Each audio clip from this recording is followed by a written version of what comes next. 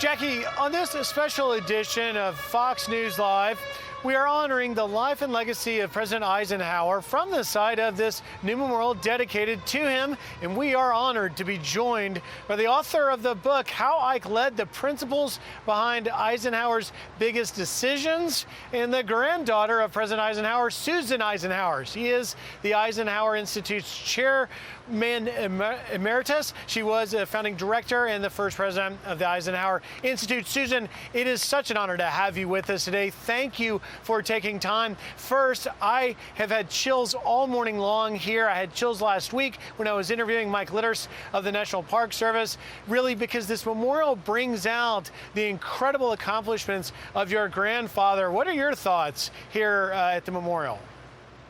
Well, it's such an honor to be able to be with you today, and also to know that the American people are going to celebrate the 4th of July with a bit of Ike in their lives.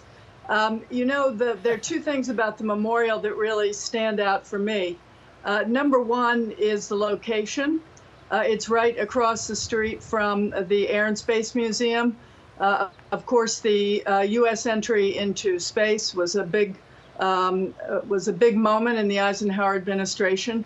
And then, of course, across the way is also the Johnson building, which is the Department of Education.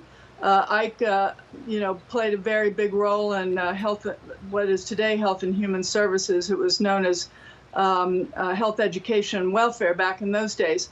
But Lyndon Johnson was the majority leader in Congress, so they had a very deep and actually cooperative relationship.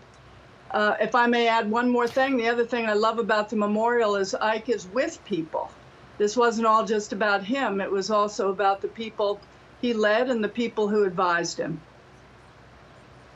And that's such a great point, Susan. And the two parts of the memorial that we've shown here, first, General Eisenhower and the great leadership he had in the Normandy invasion. And then, of course, the president, 34th president of the United States, and his leadership. In your book, How Ike Led, you talk about the principles behind these major decisions. What stands out the most to you about those principles? Well, first of all, he really believed in surrounding himself with people who had a range of views. And I think it's a very interesting thing from a leadership perspective, because often we hope that our own thoughts are simply going to be amplified by everybody else in your circle. Ike felt that in order to make a really sound decision that would be sustainable over time, that it would be important to know all facets of the issue involved. And the only way he could really glean that, it was both through staff study and also bringing into his orbit many people of differing viewpoint. And that helped him understand the dimensions of the issue he was dealing with. I should say quickly that, of course, this willingness to get lots of pushback from people helped a lot during the war, because those decisions had to be made very quickly. In warfare, there is no time for lengthy deliberation sometimes. So this was a very helpful thing that he learned from that experience. That is such a good point. And just the last minute I've got with you, Susan, it's a gorgeous day here. There's a lot of young kids here, teenagers, and perhaps some 8-, 9-year-olds walking around with families. What do you want them to know most importantly about your grandfather? Well, I think he was a leader who really worked hard for rising generations. I'm so proud of the fact that in his 8 years after he ended the Korean War, that there were no combat casualties under his watch, and also that he balanced the budget 3 times in 8 years and came close on another 2 occasions.